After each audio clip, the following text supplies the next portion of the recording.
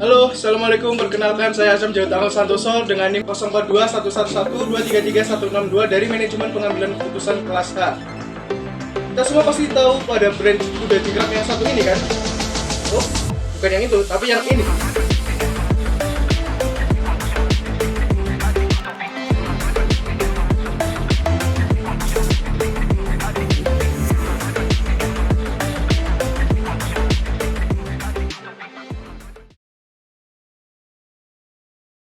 Yes, Ferrari. Ferrari adalah produsen mobil supercar khas Italia yang mengusung gaya yang elegan namun tetap sporty dan kencang tentunya.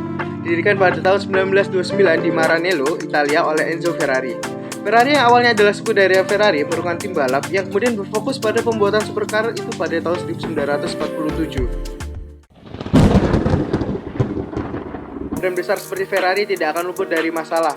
Besarnya sejarah yang dimiliki oleh Ferrari membuat Ferrari ingin mempertahankan nilai historis tersebut.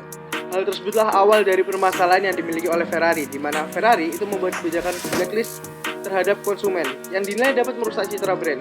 Begitu karena hanya memodifikasi mobil maupun hanya karena membeli Ferrari untuk dimiliki kurang dari waktu 1 tahun. Seperti itulah yang terjadi pada Justin Bieber, Deadmau5 hingga Floyd Mayweather. Hal inilah tentu yang membuat banyak orang kayak itu justru kesal dengan Ferrari dan membuat image brand ini tuh turun di sebagian besar orang. Lebih parahnya lagi, banyak konsumen yang pada akhirnya itu untuk membeli kompetitor, yaitu Lamborghini, seperti yang dilakukan oleh Deadmau5. Nice. Pada kasus Ferrari, saya menggunakan Toyota Practical Problem Solving dikarenakan tools ini terbilang praktis dan juga teliti. Selanjutnya ada step of Toyota Practical Problem Solving dalam kasus Ferrari. Jadi yang pertama ada clarify the problem. Jadi masalah yang terjadi adalah adanya blacklist kepada sejumlah konsumen Ferrari akibat Ferrari yang berusaha menjaga heritage mereka. Yang kedua ada breakdown the problem. Jadi blacklist ini terjadi akibat adanya konsumen yang melakukan modifikasi pada mobil Ferrari mereka, melakukan ejekan di media sosial mengenai Ferrari hingga hanya karena menerima mobil Ferrari dari orang yang terkena masalah. Yang ketiga ada set target. Jadi kita di sini mengurangi jumlah kemungkinan konsumen itu untuk terkena blacklist. Yang keempat ada analyze the root cause. Jadi adanya kebijakan yang tidak dijelaskan secara rinci pada saat pembelian mobil Ferrari serta aturan yang tidak masuk akal dalam memiliki mobil Ferrari. Selanjutnya yang kelima yaitu develop countermeasure, di mana kita melakukan training kepada karyawan maupun authorized reseller untuk menjelaskan kepada konsumen mengenai kebijakan yang dibuat oleh Ferrari tentang apa saja yang tidak boleh dilakukan oleh konsumen ketika mereka membeli mobil Ferrari. Selain itu perlu dilakukan pelonggaran kebijakan seperti modifikasi mobil yang berlebihan itu tidak diperbolehkan pada mobil Ferrari edisi khusus saja seperti 458 Speciale, 488 Pista, Ferrari dan lain sebagainya. Yang keenam ada si countermeasure truth, jadi melakukan penyiaran kebijakan pada website maupun SOP perusahaan dalam melakukan penjualan mobil. Yang selanjutnya ketujuh ada monitor the process and the result. Jadi melakukan pengawasan kepada karyawan itu secara rutin dan melakukan survei terhadap konsumen yang baru membeli mobil semenjak aturan training baru itu ditetapkan.